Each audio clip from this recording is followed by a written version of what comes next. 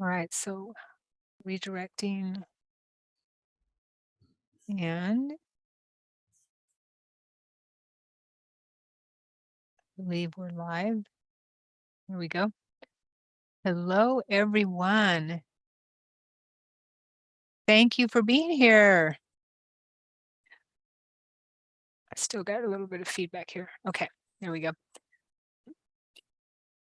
Thank you for being here. This is our first Galactic Update monthly gathering where, Galactic Ashley and I are very, very happy to be here to pass on any intel, messages, whatever you want to call it, and communications that we get that we think will be helpful for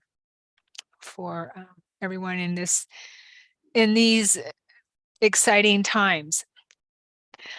I am Sharon Sananda Kumara, and I'm very, very happy to be here. And as you can see, I'm on my starship today. This is not the Enterprise. This is a different one. It's top secret, though. I can't give you the name of it. But so yeah, I'm really excited to be here. Lots going on, I'm sure, as everyone knows. And we are very happy to answer any questions towards the end. If anyone has any questions or would like any insights that Ashley and I might have on your questions. Okay, we're both psychically inclined, so we can see what we get, right? Ashley, would you introduce yourself, please? Yes, I would love to. Thank you. So I just want to thank Sharon for inviting me on her show, and I'm really always grateful to her and the wonderful influence that she has had in my life in this particular lifetime. And I'm really grateful to be doing a monthly update. This is something I've been wanting to do for a while, but I prefer it's more fun to collaborate than to always do everything by ourselves. So I'm grateful to be here. So I am Galactic Ashley, and I channel divine guidance for starseeds, connecting them to their star families and galactic lineages. I use light language frequencies and work with your cosmic connections to facilitate high frequency healing transmissions and encoded activations. I think we can put this in the show notes, but I'm offering discovery sessions for anybody that's interested in maybe getting a star session, or in particular, if you would like to join my quantum integration coaching program, or the next thing that's coming up, and there's an early bird special, and is for the light language activation and healing program, which starts the February 1st. So I, again, am grateful to be here, and I primarily, I channel the dragon consciousness, and they identify themselves as being beyond the threshold of creation. And so you're like, what does that have to do with being galactic? Is that because I work with this consciousness field, they're able to hold a big energy field so that I can work with all of the different star nations and beings that come through. I believe at this time we're really being asked to not only connect with our galactic lineages, but to really embody and anchor in these multidimensional aspects of who we are. And by really bringing these home frequencies into our alignment and into our truth, we really help ourselves, help the morphogenetic field, and are able to help Gaia, and to really remember that the new Earth / Gaia is a star nation, and to really see ourselves as cosmic citizens. So thank you for letting me be here. It's my honor and my pleasure, and perfect. I love that, Ashley. And isn't that why we're here? To help each other remember, right? Remember who we are on a multidimensional level, and that we are so much more. And I say this all the time, we are so much more than what we have been programmed to believe. And it's a process that we've chosen to go through. But I definitely have been getting information for 20 years now that we are in a very intense, exciting, challenging, times. These are the times that have been prophesized for thousands of years, is what I understand. I had, and still do, but 20 years ago, when I didn't know anything about what was going on, before, when I was being woken up, you could say, I would sit with my counsel. I have memories of sitting with my counsel, and that they told me, "You're here to help, kind of help right the wrongs, and bring us back, bring humanity back into balance." That's why we came back, and I totally believe that everyone that was in Atlantis is back on the planet. What would you say to that, Ashley? What are your feelings on that? One of the things that I've been noticing is that there's a really big need for if so this isn't okay, so what I'm about to say doesn't have anything, well, it does have something to do with, but we're not focusing on skin color in this moment, because there's a lot of us, myself included, that have that come from indigenous DNA, but we don't carry the skin color of it. So I'm not at all saying that I face anything near anybody that identifies as or is part of the BIPOC community.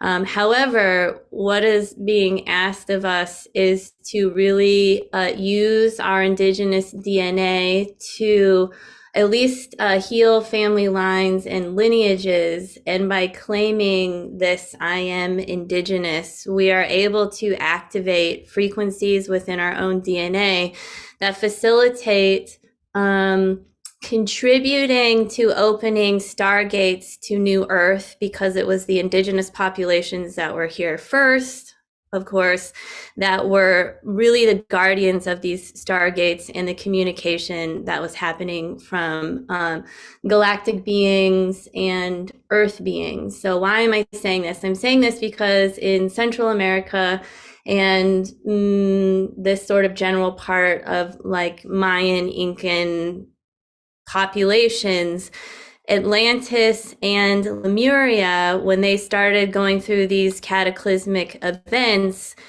there was a like Mayan culture, Incan cultures weren't originally warring beings, but because there was this split and the multiple cataclysms within Atlantis, there is this really sort of, I want to say, chaotic energy that's moving through these realms. And so if you do identify or have memories of being from Atlantis or Lemuria, it is a time to heal those aspects of yourself. And if you happen to be we'll just call it a guardian of indigenous lineages, it's time to sort of step up and really open your heart to allowing those energies to move through you and to feel maybe the anger of your ancestors, and then to also fuel that energy with love, because by doing that, it's also aligning and healing a lot of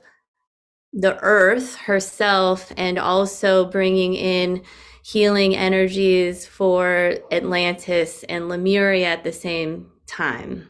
Mm-hmm. And I think it's beneficial to remember that there was more than just one cataclysm that happened in Atlantis. And so a lot of us are here. We are here to recollect our memories and our consciousnesses, because that was one of many events where human consciousness began to, quote unquote, fall asleep. Oh, yeah. And then a lot of that consciousness was embedded in crystals, which is why you have these Lemurian crystals and these crystal libraries and master crystals. And so a lot of times you will be guided to these crystals, and these crystals will provide activations for you to remember. Mm-hmm. Yes, perfect. Thank you. Thank you. With Lemuria and Atlantis, it's been my memory, and our memories are far from perfect, but that Lemuria was a time where we were not in a dualistic existence, civilization like we are, like we were in Atlantis. That is somewhat how my memory was, that we were more fluid, we were more, how do I put it, energy wise, more fluid. I mean, we still had a physical vehicle, a physical body, but I don't recall having the duality that we have in Atlantis, or had in Atlantis. Yeah. Do you recall that, Ashley, at all? Anything like that? Absolutely. And in a lot of sessions that I get, especially with people that are either transgender or identify as being non-binary, there's usually a lot of Lemurian frequencies that are coming through them, and a lot of like unconditional love to just honor those beings that are really helping us to remember that gender fluidity is a part, as like a natural sort of way of being. Mhm. And that masculine and feminine doesn't really exist in other dimensional planes, but we have associated so much identity to that, and they're simply frequencies. But absolutely, their Lemurian energies are very much water oriented and align with especially tones and tonalities, cetacean beings, water dragons, a lot of island nature, sound, song, just a lot of which is very, very different than the other A people, the Atlanteans, which were holding a lot of solar energies and more earth Yeah. energies, and were more um, communicating with like human realms, and sort of Right. kind of mass populating over different parts of Earth. Okay. Yeah, that makes sense with what I was getting, definitely. And with my memories also as a water being, or I guess you call a mer being. That's the only and not androgynous, what's the word for water being? Uh, amphibious. There we go. Amphibious type of being. Yeah. Um, but I also have memory of being a mer being with in duality as well. An amphibious being in dual, in masculine and feminine, and having children that way too. Um, yeah. So hey, Corey. I wanted to also touch on what I'm getting, okay, for with my peeps now. I mean, I'm getting all kinds of random information that I have to put together, right? I'm sure I'm sure we all do, which is why it's so important. I keep telling um, everyone that I come in contact with, clients and everything, is so important to write this stuff down, because it doesn't really make a lot of sense once you get it in bits and pieces. And if you're unless you get it all in one download and you're able to have it in one's dialogue, then that's great too. But I get a lot of it in bits and pieces, in my dreams, in in my journaling, also in my meditations and channeling. So what I've gotten recently is that the time we are in a timeline now that is on a positive, we're on a trajectory, a positive trajectory. And it's really important that we anchor in this timeline. But things are still coming up that appear negative, I guess you could say, that but it's because we are moving so quickly in this positive timeline. So I keep getting, it's really important for me, and for me to share this message, of course, uh, that we stay in that frequency of uh, how do I put it? Positivity. It doesn't mean you have to, that you have to be positive all the time, but as we clear anything that comes up, it's really important that anything that comes up for us, we need to deal with it at that time, clear it at that time, because if we hold it for any amount of time, then it will drag us down, and we'll become heavy with negative emotions, because I'm getting that next year is going to be pretty intense. So if we have stuff that's dragging us down already, then it would be more difficult for us to hold a positive frame of mind and positive frequency, a high frequency, as we're moving through a really another intense shift. I guess you could, yeah, it's a shift, right? And so it's really important for us to anchor in that timeline. Imagine everything that you that you want in a positive lifetime, in a positive experience. Be that, do that, be that, okay, in a positive experience. Create that life that way. Focus on, law of attraction, focus on what you want, not what you don't want. And it's also very important to nurture yourself as these energies move through us. We're coming up and having a lot of galactic energies, planetary alignments. And I know very, very little. You could put it on a top of a pin about astrology, but I know I can feel things.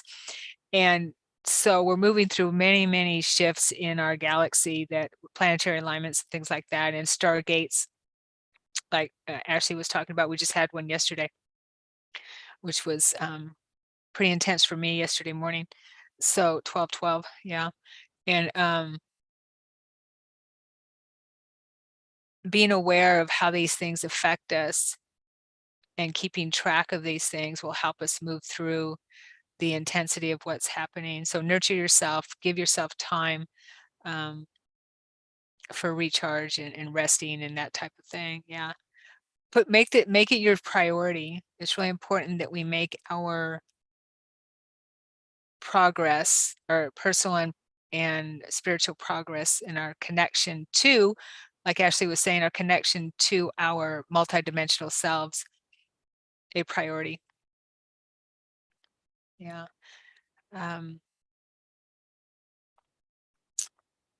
You have anything on that, Ashley, or anything similar?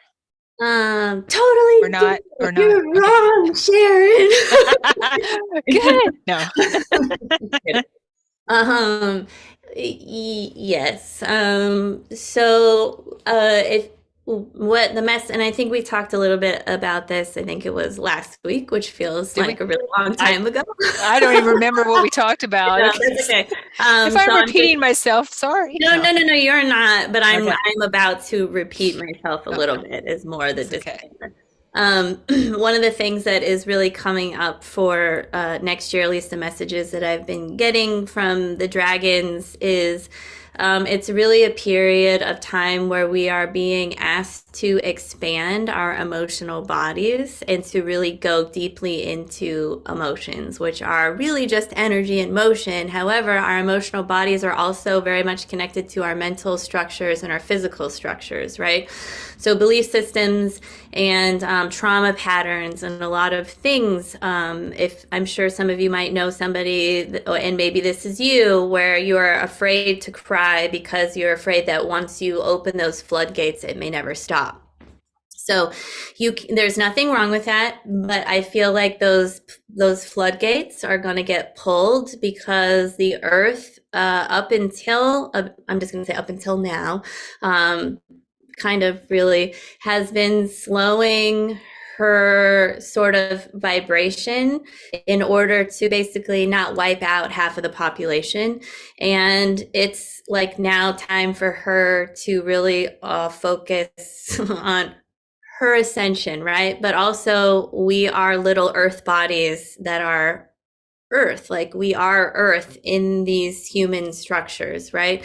So we must also shift with her. So if you think things have been fast, they're just going to get faster. So going off of what Sharon said about not holding on to anything, we don't want to hold on to anything, but we don't want to be afraid of it either, right? So it's like the hot potato game. It's like you don't want to not have the potato when the music stops or whatever, because then you're busted. It's sort of like just allowing the energies to come through and to the best of your ability, move them through you, sit with them. So I think maybe for Sharon and I and people that are metaphysical business owners, I always make the joke, it's not hard for me to have a mental breakdown from the bathroom to the kitchen or the couch to the kitchen because I don't have a bunch of coworkers staring at me, right? So what, except for Mahana, right? My dog, she's always like, boop, and then it's just look at her. I'm like, we're okay. We're just going to like cry and work through whatever is coming through.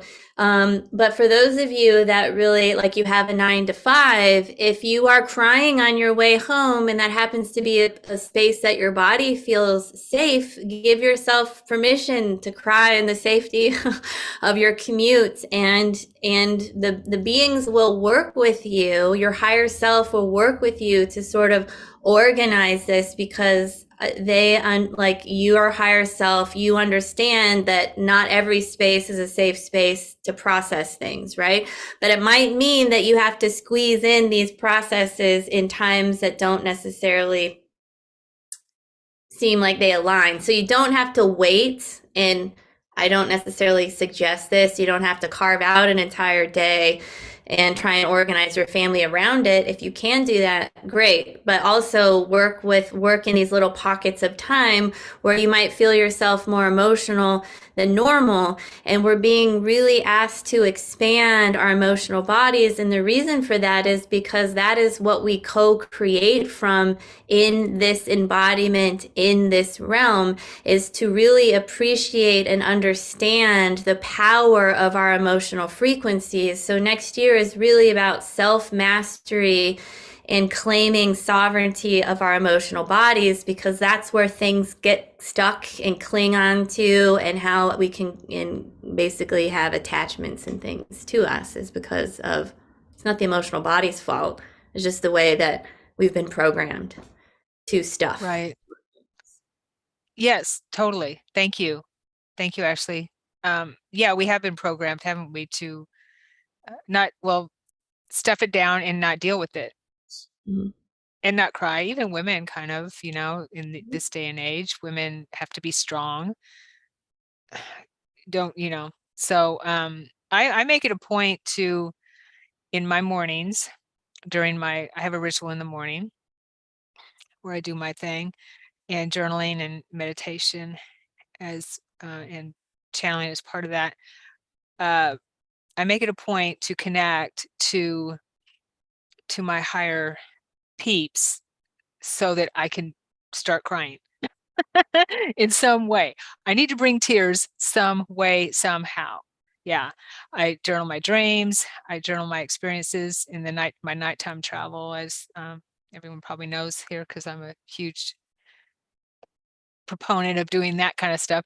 And then I connect with my guidance system and when I feel their energy around me, and feel their love and feel their compassion for something that's might be bothering me, or something like that, or something that came up in my dream time. It brings me to tears, and I sit there and cry for, I don't know, 5 minutes or so, and it feels so good. So don't be afraid to cry. Yeah, get it out. It took a little while. I remember that 20 something years ago, I couldn't cry. I couldn't get any tears out when I was working with Do yeah. you know what that's about? Like, do you want to talk about that? Because I feel like I've never had that experience. I am like the emotional body. And so how did you shift through that, or how do you suggest that somebody maybe move through that without judging themselves and not being afraid of emotions? Mm-hmm. Let me think on that a moment. I believe it had to do with what, yeah, I was afraid. And it wasn't on a conscious level, but I was afraid of what was going to come up. And like you said, that I probably wouldn't be able to stop. But I felt like I was crying. I wanted to cry. I felt, emotion, but I couldn't release. There was no release there. If that makes sense. And then for me, what broke the dam was when my mom brought in, after she passed, and she brought in Yeshua. Mm.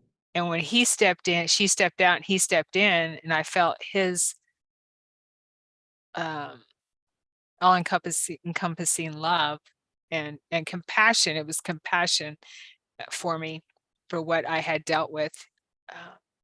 When I get emotional talking about it. Then the dam broke. That's what I needed. I needed compassion. I needed someone to understand.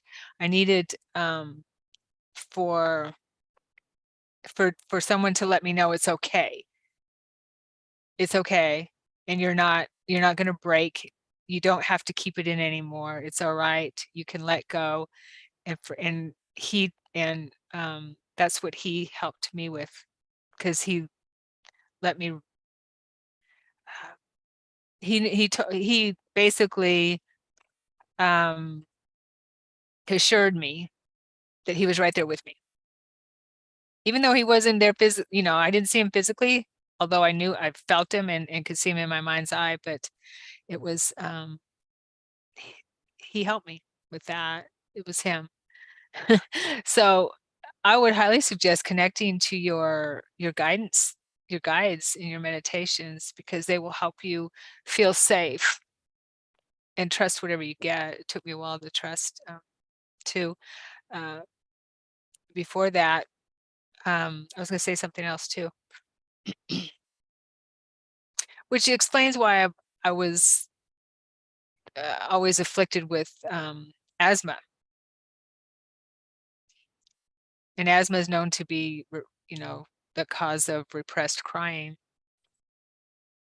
Yeah.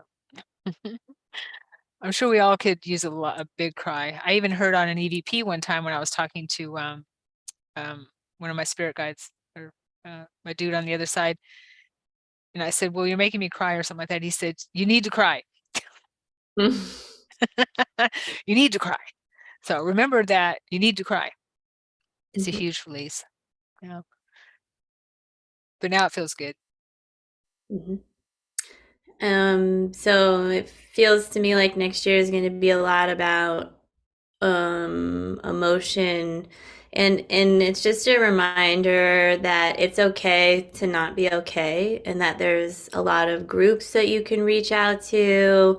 Obviously you can reach out to either of us, but that's not the point of this comment. The point is that there are groups that you align with. They do exist, where space can be held for you, because it is my experience and understanding that while we can really release a lot of energy and a lot of emotion, and that we are connected to multiple lifetimes, and so we can work through a lot of it ourselves, but there is a really, really great power in being in a space and experiencing a full expression of who you are, which includes the emotional body, where other actual human beings are in that circle, so that you can be witnessed. And it is through that, what the beings call divine witnessing, where you can actually have the opportunity to bring actual resolution to trauma patterns that have been trapped in your body. And because the earth right now is going to be releasing a lot, we are also going to be releasing a lot. So the more willing that we are to have a courageous heart, to be able to allow ourselves to be witnessed, especially the parts that we feel ashamed about, that we don't feel good about, to be able to be in a space, whether it's just one-on-one or in a group of people, where there is a type of facilitator who is holding a very regulated nervous system. So that way, if your nervous system becomes dysregulated, it's okay. You have something to re-regulate you, and you have a loving space and a safe space. And there is just a huge, huge power of being witnessed by other humans, and knowing that you're still held, and that it's okay, whatever it is, and that there's no judgment. Yeah, thank you. That was huge for me, is feeling like a failure when I was because all of us here if we're interested in galactic, star nation, star peep, star seed, whatever you want to call it, if we're interested in that, then we have a connection with them, with the star beings. Okay. And I felt like a failure. I felt like I had been here way, way, way too long, and I messed up somehow, some way, although I didn't know how. But I just felt that in my memory, in my cell memory. So that was something that was really hard for me.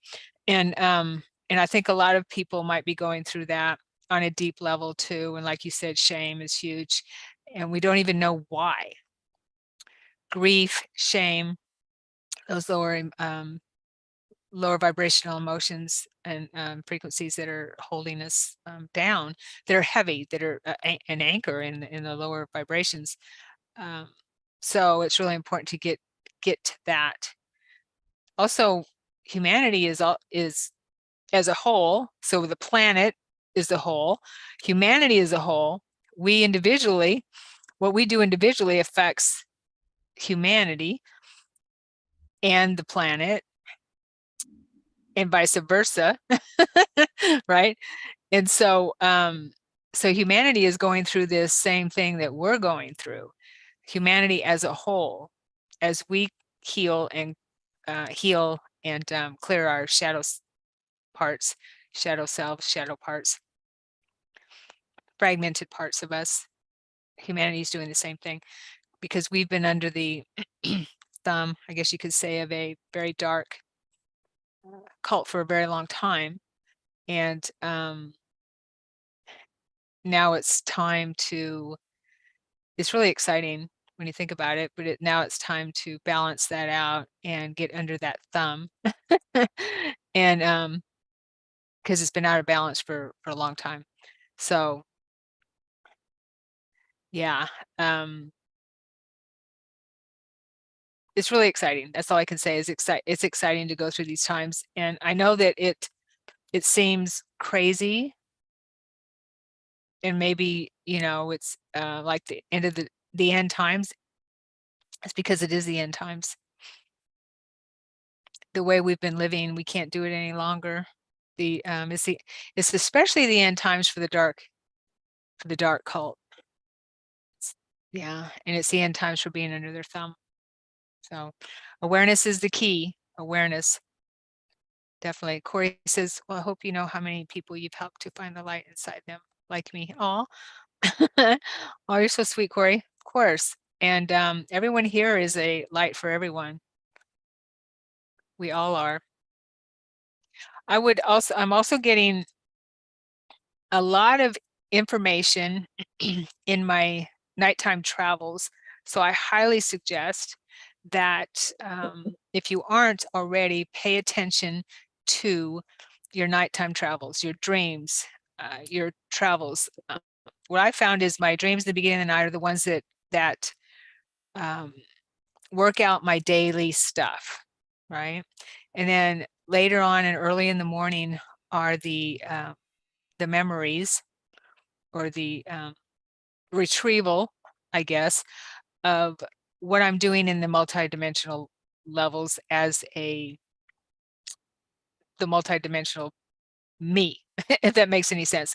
Because I'm having a lot of dreams of being on, or travels of being on, I'm just going to say starships, things like that, in these areas of where there's people there. I feel like we're doing a job, we're in uniform, we're doing whatever we need to do to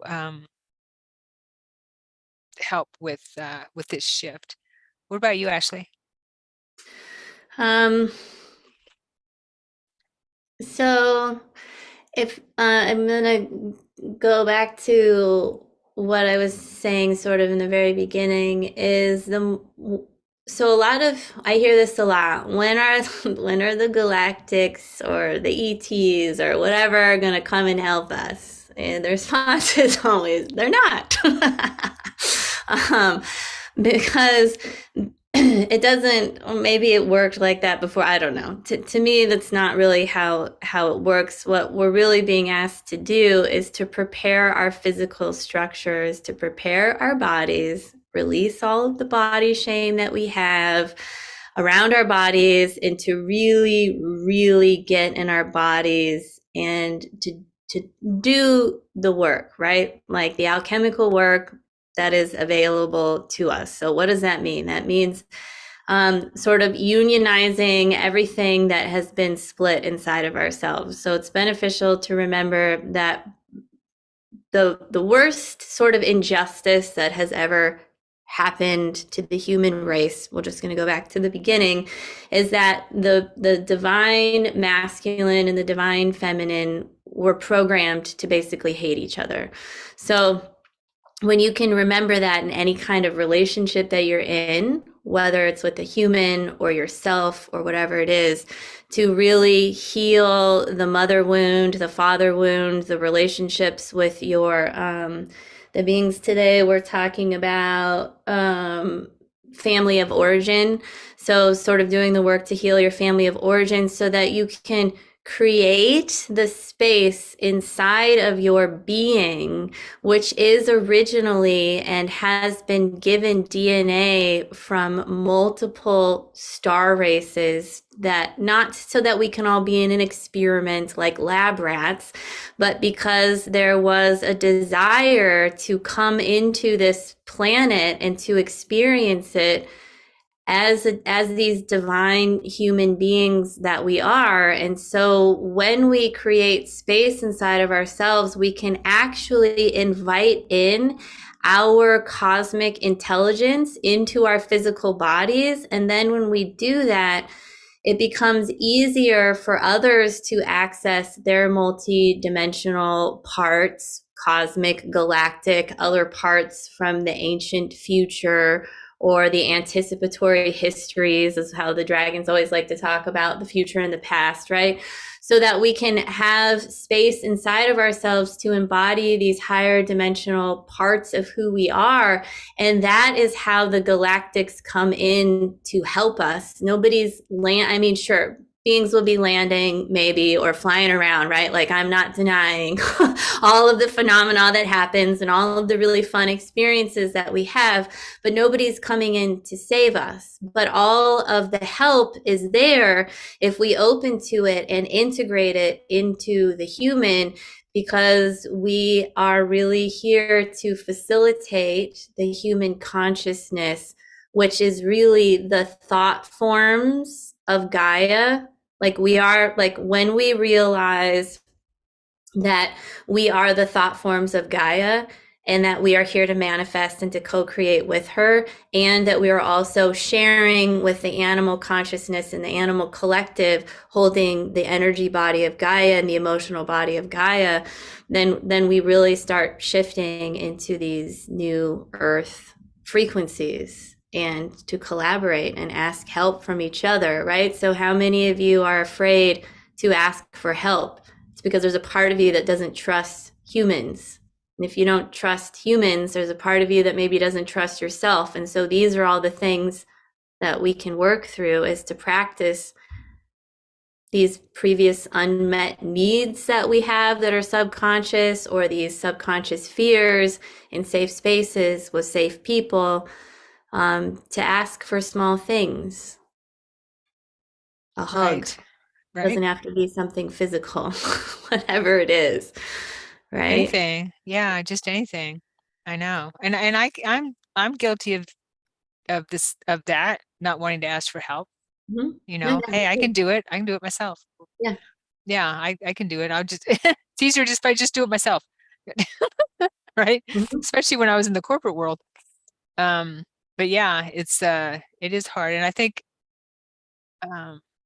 especially people that are strong, right? That have a strong personality and have had to deal with a lot in their life, but there's nothing wrong with asking for help. And I really love what you said, Ashley, about that we are thought forms of Gaia. You know, I haven't heard that before, and that makes total sense, of course. I mean, our reality is our own creation, Mm-hmm. as above, so below type of thing, right? Yeah. I just Yeah. remember asking the beings, like, how do we how do we know when I mean, we know that we're collective consciousness as humans, but I was like, how do we know? And it's like, well, when humanity collectively realizes that they are a collective and that we are the thought forms of Gaia, then we will be living as a collective consciousness. Mm-hmm. Yeah. Because you can still have, like, as a collective consciousness, you can still have, I mean, that's really the balance of all of this, which is challenging, is that we are having individual experiences. And I mean, Yeshua came in and I am, right? I am God, or I don't, right? But he's not saying he's God. I am the light. I am the light. Yeah, Yeah. he's Yeah. introducing everybody to remember that I am presence is saying that, like, really we are, but because we are having this singular experience, it's like I am the light, I am the Christed ones, and this earth is part of was created out of the Christ consciousness, out of the God fields. This solar system is part of, and Yeshua is a part of that, of the Christ consciousness, right? That is sort of like responsible for this part of the galaxy, this part of the universe. Mm-hmm. And then outside of that, there are other God fields that created different systems in different galaxies. And the Andromedan galaxy is part of our mother galaxy, and we're basically the children of the Andromedan galaxy. It's why we're remerging back into that field of energy. So it's all really very interesting, but claiming the I am presence and really understanding what that means, and bringing these parts of ourselves, the masculine and the feminine, into union and into balance, the right brain, the left brain, right? The left side of our body and the right side of our body. There's a lot of things, the sacred heart and the throat, the heart and the mind. There's all of these things that sort of need to be unified, and it's very much a process, and not one process will look like another, but there will be overlapping similarities, and it's beneficial to know that you're not alone.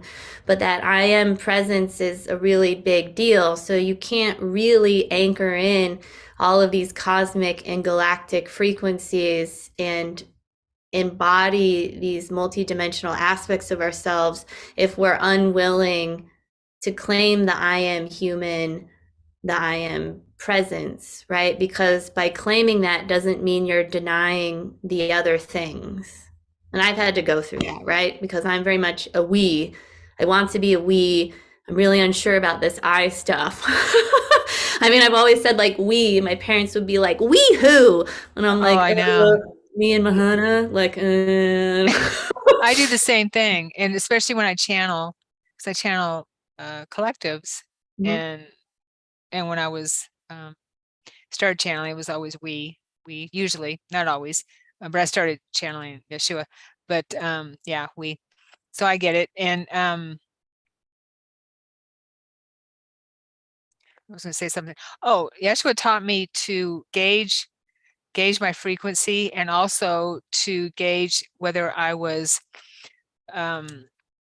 experiencing through the right or left brain, and be aware of, where I was, and to gauge it, write a chart or something like that. Okay, right now, where are you? Where are you? Where is your experience coming from? That type of thing. And it helped me understand where I was most of the time. Yeah, and to balance it. And so you'll know if you're in your thinking or your intuitive side, the creative side, the thinking side, the more aggressive and the more passive, all of that, you'll be able to gauge it. And also your frequency. He taught me to gauge my frequency, and I gave it a number. Yes, that's how because I was a bookkeeper, and I was in accounting that was my career, basically. So, I'd give it a number, okay, where are you at right now? Where are you right now? It feels like I'm at 3.8 or 4.3 or something like that. And so, and he'd asked me to gauge my animals where they're, and they're always in the higher, 5.1 or 4.8 if they're hungry and they haven't got my attention, or so it helped me be conscious of my mental, emotional, physical body and where my mind was at. So, it's good. I think it's good advice to help us be aware of where our thoughts are, where we are on that level emotionally, in the right or left, and where we are most of the time. Because and like you were saying, Ashley, we've been, I'm not sure if you said this part, but something along those lines. We've been also programmed to basically work in our left brain. Okay, our left brain is the part of us. It says my internet's unstable. Am I coming through? Yeah. Okay. The left brain is the part of us that that our society nurtures, right? The intuitive side, the more creative side, not so much. I mean, we don't even have art in school anymore, or creativity in school, that music or anything like that. So it's not nurtured. So we have to work at it. Michelle and I did a podcast last week about being creative and how it's opening my third eye even more with my drawing and stuff like that. So it's really important, definitely. And I know this isn't galactic talk, but this is what they're telling us. Because like you said, they're not going to land and come down here and save us, but they will help us. They will help us. They're helping. Yes, they're helping Not us. in They are the helping us. landing in the fields to come get us to rescue us. Right. They're not going to come down and take out people we don't like or something like that. So it's up to us, definitely. And that's what this whole thing is all about. I mean, you wouldn't, if you see your kids struggling and they're going through something, maybe in 3rd, 4th grade, and you wouldn't go in there and pull them out if you say, okay, this is what you need to do. Try this, try that, try this, and then let them do it. Because we're not going to learn anything if they come down and rescue us. Yeah, we'll just end up being in the same boat. Right. And that's, there's been a lot of sort of transition and death kind of happening. So this is actually, I feel like this is a positive message. So, and I'm not a huge fan of the word harvesting. That's not a term that I use, but it's some term that people are familiar with. I know it's in like the law of one. Yeah.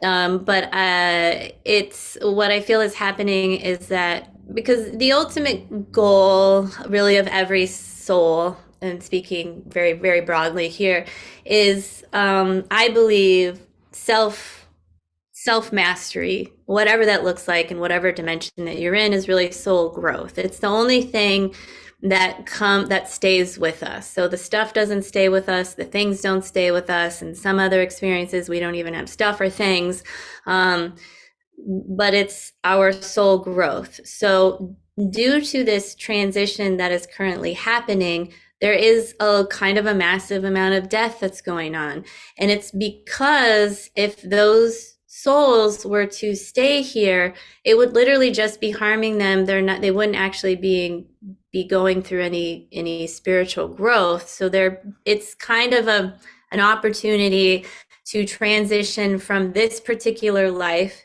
to another. Everybody's sort of, not everybody, a lot of people complain about, oh, Earth, that's a bummer, 3D, la la la. There's a lot worse, sort of darker experiences in other places. There's a lot of other third dimensional planets. There's a lot of other places that we can go to experience. I do feel that Earth is very unique. Not every planet has free will either, which is, you can say that it does because your soul is choosing to go to a planet where there isn't free will. It's a slower growth process. It's pretty like light and like sort of joyful. It's not really dense and very dark, but a lot of people are here because of so much stuff can get done for you, for your soul family, because everything that we do in this dimension affects every dimension above us that we're connected to, but the reverse is not true.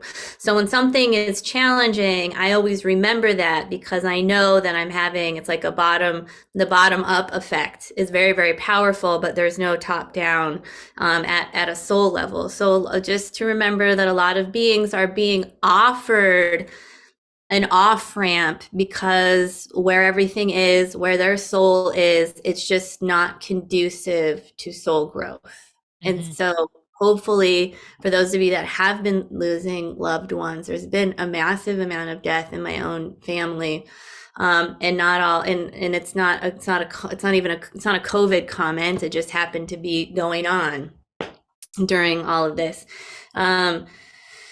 Is maybe this can help you have another perspective of what is going on, sort of Sure. with the off ramp plan. Yeah, I love that off That's what ramp. it's That's, gonna I call it, like that that. the off ramp The plan. off ramp plan. I like that. Well, yeah, when you think about it, when we shift things, and I got this with my parents too, when they, when they passed, all two of them died in the same year, and they weren't ready for this shift. They weren't ready. So they took the off ramp, I guess, as you could call it, and decided to work, what I understand is work from Earth in the higher planes. But um I've heard that many, many, many times, and I know that, and I understand that too, is that the more we grow here, the better off we are once we do leave this physical reality. The more we remember about who we are as a multidimensional being, the more we know about ourselves, and know thyself, right? The more the higher we can go, I guess you say, the higher we can vibrate at when we do leave this physical body. Yeah. So Earth is a very intense school. That's for sure. Yeah, totally. Um, that's why we have so many people that want to come here. Mm-hmm. Yeah.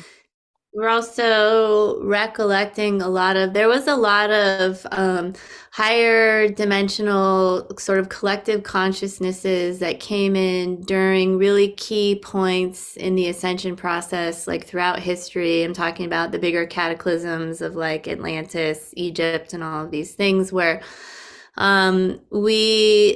these consciousnesses almost got trapped in these unconscious parts of Gaia. So some of us have been here, are really here in a lot of ways on these sort of recon missions, Mm-hmm. just because the beings always say it takes one to save one, or really to collect these consciousness fields, because these are really, really high vibrational beings that came in.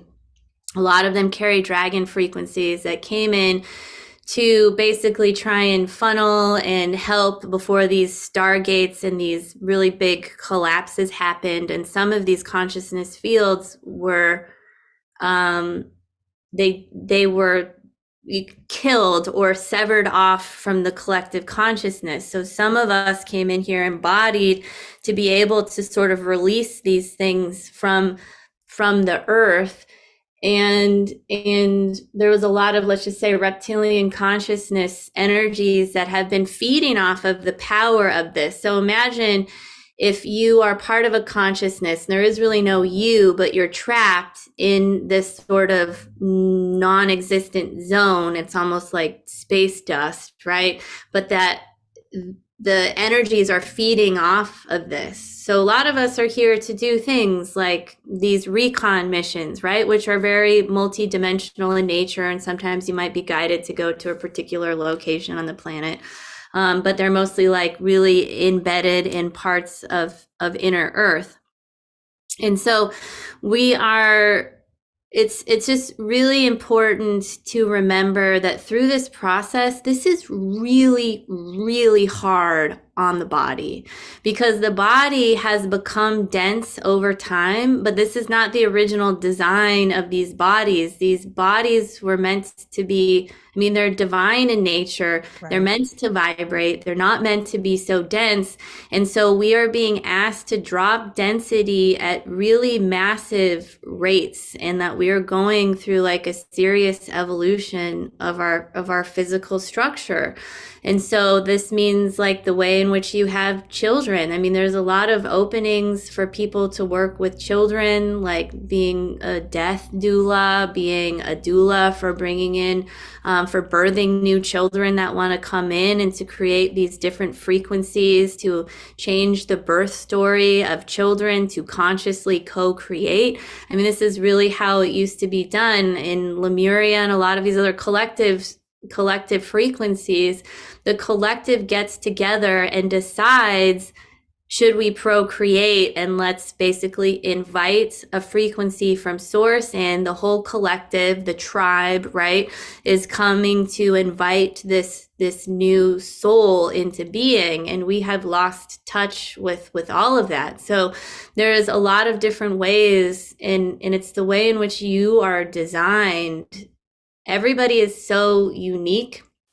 The beings like to talk about equanimity. Like, there is equanimity in all, but we are not all equal. And the reason why they say that is because they want everyone to celebrate your unique wiring, your star architecture, the way in which you are divinely designed, because it won't be the same as everyone else. And when you try and fit into a structure that's probably heavily programmed, whether you realize it or not, you're trying to stuff yourself into something that isn't you, rather than celebrating like our diversity. Like, Sharon and I have some overlapping gifts, but we also have very different things. And so it's better that we celebrate what Sharon can do, which is different than what I can do, and that we celebrate the ways in which we are uniquely designed, and even the way in which you might channel or connect. Like, none of it's the same.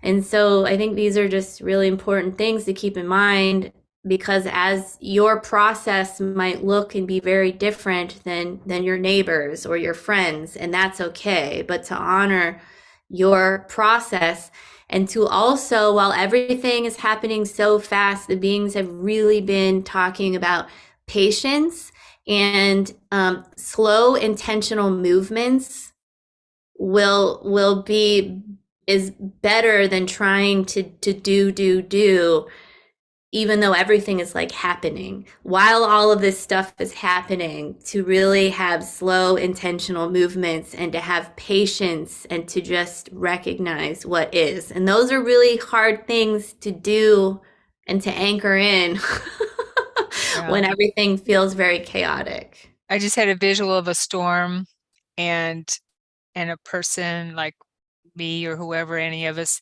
just slowly walking through the storm, right? The storm is not affecting us because we are slowly grounded, walking through the middle of the storm, walking through the storm, and the storm does not affect us. That's cool. That's very cool. Yeah. The courage of the bison, the courage of the bison teaches us, because what bison will do is they will turn towards the storm and walk towards it. Okay. Wow. And Yeah. slowly, methodically, together, they will just turn towards it and walk towards it, which is very different, right? But like, In we can most animals, sort of yeah.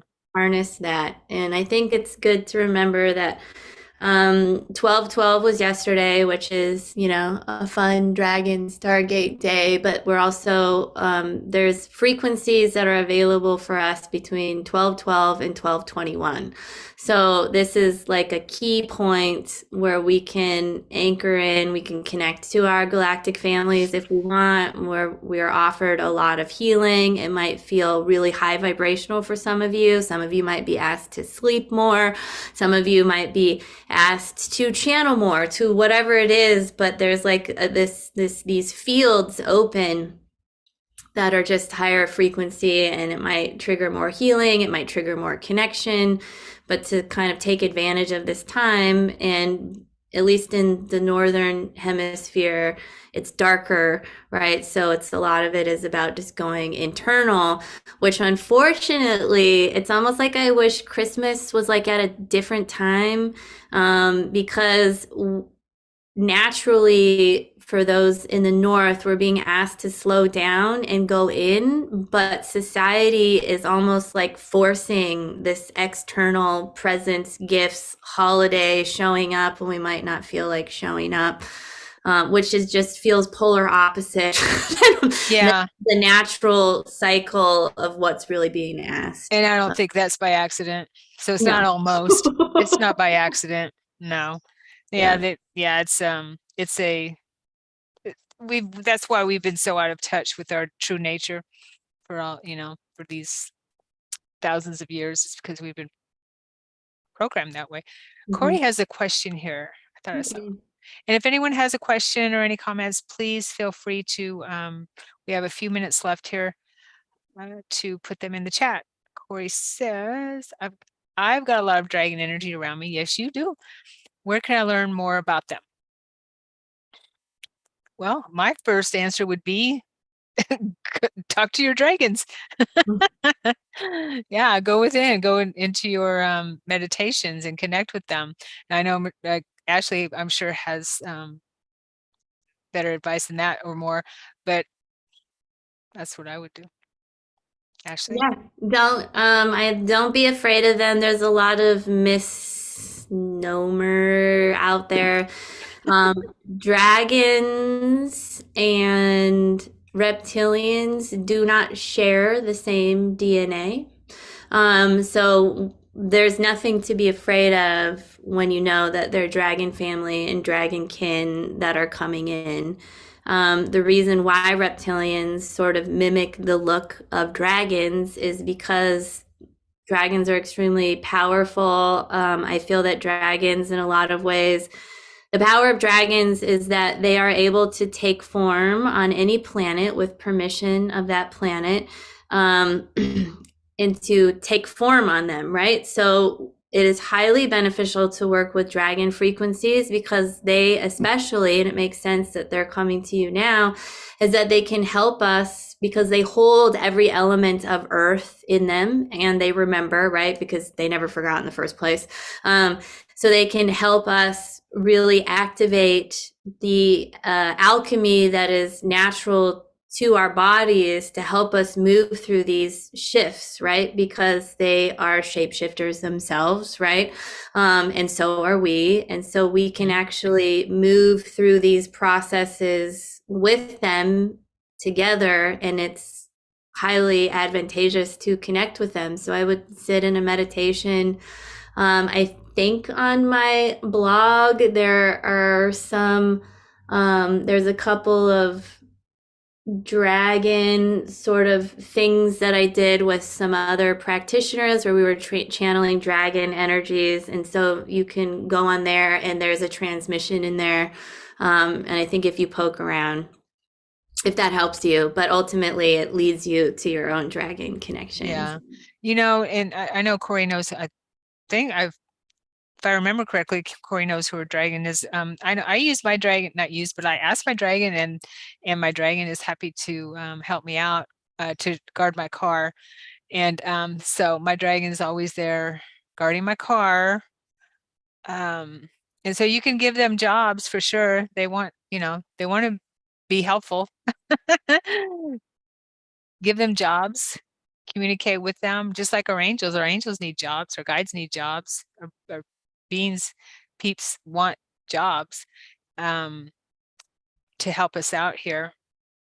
So yeah, that's yeah, I love my car, as you know, Corey.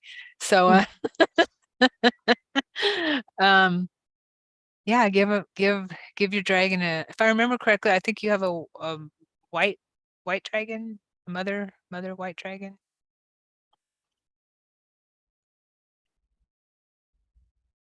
We should have a show on dragons. Let's do it. Yeah, I can Yeah. talk about dragons all day. I had I a know, right? the 9-week dragons, what was called Dragons Alchemia, Our Divine Architecture. It was a few months ago. So I'm happy to do anything dragon oriented. Yeah. Yes, you do have a white mother dragon. I thought so. Okay. Yeah, you know, give her, let her be a mama. Let her be mama to you. Mhm. Talk to her. Yeah, dragon energy is awesome. Definitely very loving. I had an out of body experience where I was riding a dragon, and it was the most loving experience I could imagine at that time. It was like emerging with, it was a beautiful green dragon. It was like he felt a masculine dragon, not a dark green, but a like a beautiful lime green, gorgeous dragon. And he picked me up, put me on his back, and it was like an avatar type of experience where we just merged our consciousness, and it was so loving. It's amazing. Okay. Oh, you met Agro Ogrovom. I hope I'm saying your name right. You met your dragon. Awesome. Yay. Yeah, that's awesome. Beautiful beings. Yes, they are. Totally. And you know, it's really amazing that they're here to help us. It really is. Mhm.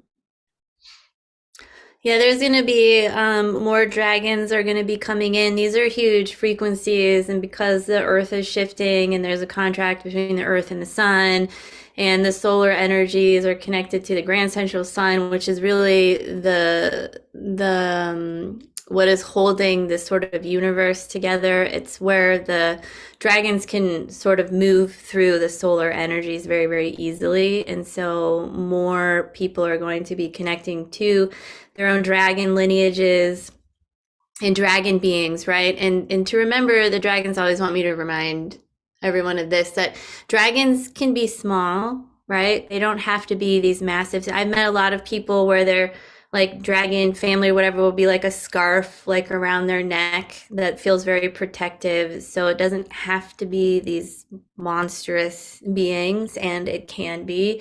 So however they come in for you is going to be natural and appropriate to you, and it doesn't make them any less than because they aren't big. Like, we have to like get our sort of ego out of the way and just allow our relationship with these beings to unfold, because ultimately, as the dragons always say, as I heal, you heal, as you heal, I heal, for I am you, you are me, and we are one. We are we are divine, we are self-mastered, we are sovereign, we are free from the influence of others. And so when we allow this to come in and start developing a relationship with these beings, we understand that they really are us and we are them.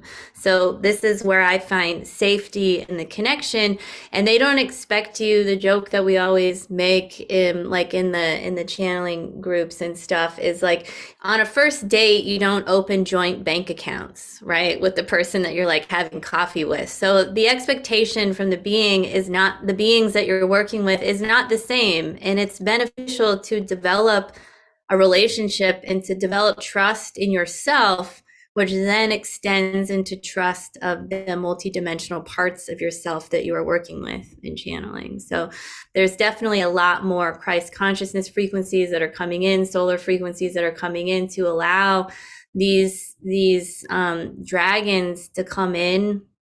And I saw a really big dragon activation a couple of weekends ago that really got anchored into like this heart frequency that sort of was all over the planet. So I mean, there are a lot of positive things that are happening even in everything that doesn't feel good, but there's a lot of positive things that are happening. Oh yeah, definitely. Yeah, I mean, the positive has to happen in order for the negative to be shown. We have to have the light. We have to have it in order for the shadow parts to become apparent. Yeah. Corey, what color is the one guarding your car? red. My dragon is red. No surprise there, right? She's Corey, I had me help clear oh, you had yours? Okay, help clear chemtrails for years. He is a big red guy. That's funny. Yeah. Well, hopefully he's still doing it. Do dragons have the oversoul?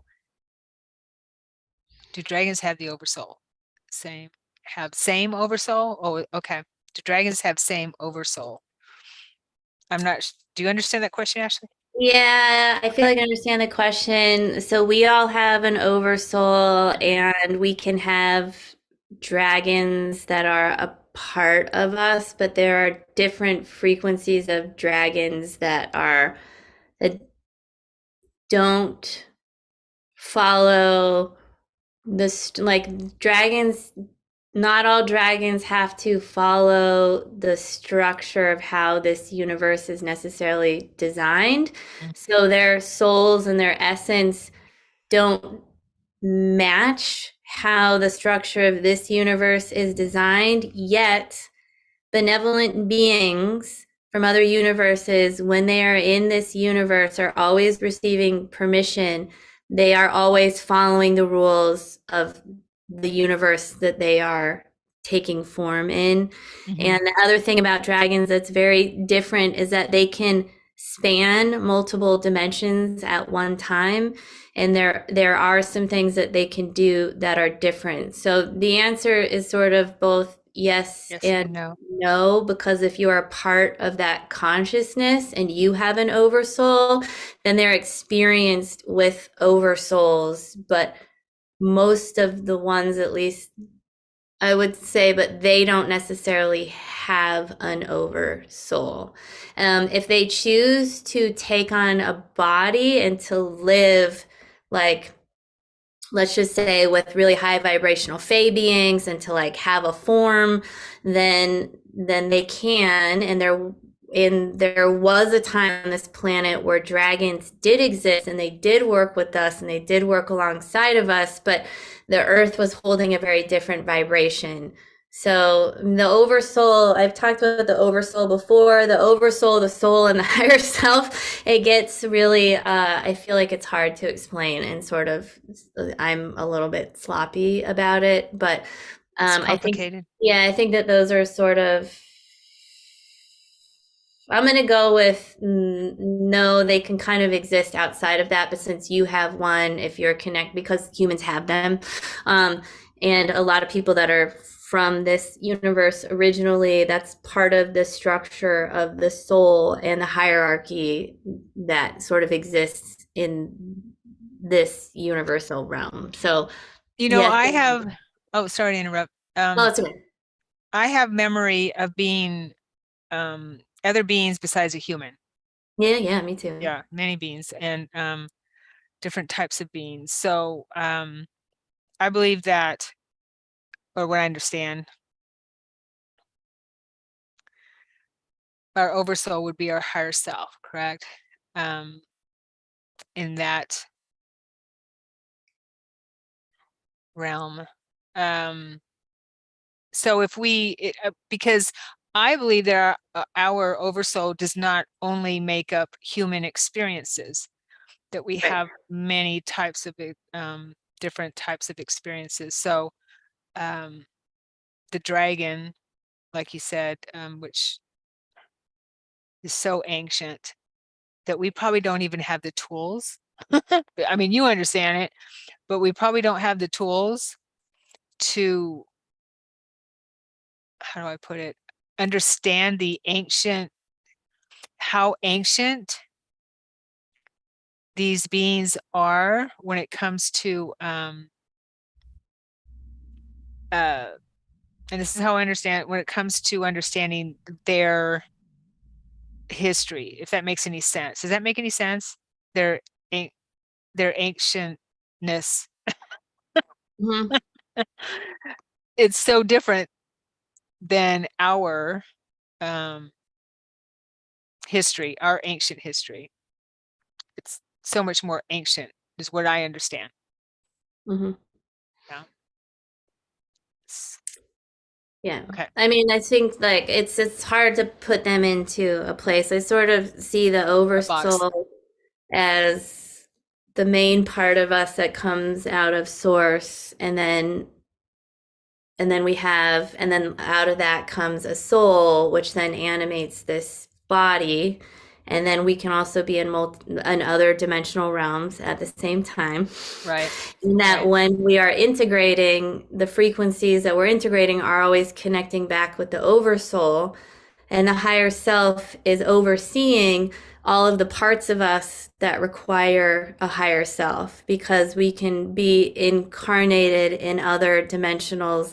Let's say a part of us that doesn't really have a physical form, but we're somewhere else. That part of us isn't going to require a higher self because we're directly connected to the soul. And so I see the higher self as the part of us, the technology that understands exactly what all of our contracts are, what we're doing, has Right. access to all of this, and is also making decisions, not making decisions for us, but when we're aligned with it, we're making decisions that are not just for our benefit here, but that is benefiting our other aspects that are also in other dimensional planes. And the higher self is also, it's just like the great organizer of kind of all of this.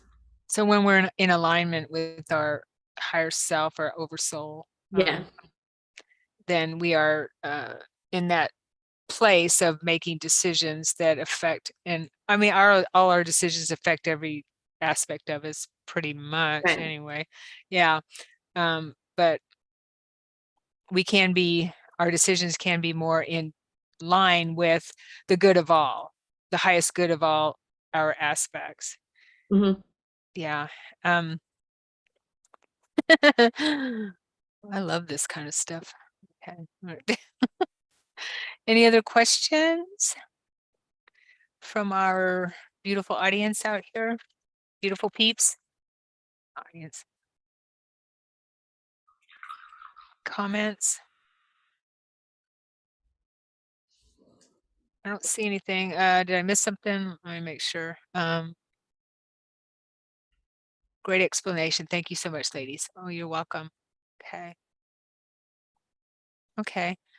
So Corey, you're going to work with your dragon because you Yay. obviously have more than one. You got a big red guy and then you have a mama white dragon. You're going to work with your dragons. Dragons are really, really good at working with inner children and trauma patterns and taking us into our subconscious realms in Oh, my there you go. yeah. Cool. You're welcome. Corey says, thank you for answering that question. You're welcome. All righty. So, Ashley, do you have any parting words of wisdom or anything you'd like to say To before our next show? hang in there, enjoy the solstice energy. There's a lot of something that came in earlier was cold water frequencies, like the healing power of, we all know that water is very healing, but in particular, the frequencies of cold water is beneficial. You don't have to necessarily get into it, but you can. I actually did a polar plunge I 2 weeks just ago. started ending my showers with 30 seconds of cold water. I just Yeah, started doing that in the last couple weeks, I guess. Maybe a month, I don't know. But it's hard. It's really hard. yeah. But I can tell a difference in my energy level and how I feel, and it really helps with inflammation. Hmm. But to, even if you have snow around you, to remember that snow, you are being surrounded by thousands and thousands of different crystals. And so I always like to go out and activate the snow, like each snowflake is a crystal, and ask that when it melts, it basically serve Gaia however she needs to be served. And so these are like fun ways in which we can interact with cold water and sort of understand how water is flowing, and sometimes water freezes and it falls and it drifts. And so just connecting with water and the cetacean frequencies and the water beings, the water dragons, and just the rivers and just all of the beautiful water energies that are around us. And if you can't go outside or leave your house for whatever reason, hopefully you can take a shower or a bath or something and you can still connect with that water because it's coming from somewhere that was originally natural, even through all of the processes that it goes through to get into our homes. Yeah. And if if you're up for it, end your shower with cold water. 30 seconds, or work your way up to 30 seconds. I had to work my way up to it. Now it's not so hard. Yeah, raindrops, because we don't have snow here yet. January is usually when we get snow, frost. This is great. Yeah, totally. Yeah. Thank you, everyone. Thank you, Ashley. So watch your frequency, release anything that comes up right away as soon as you can, and be in joy. All right. Thanks, everyone. Thanks, Ashley. We'll see you next time. Bye.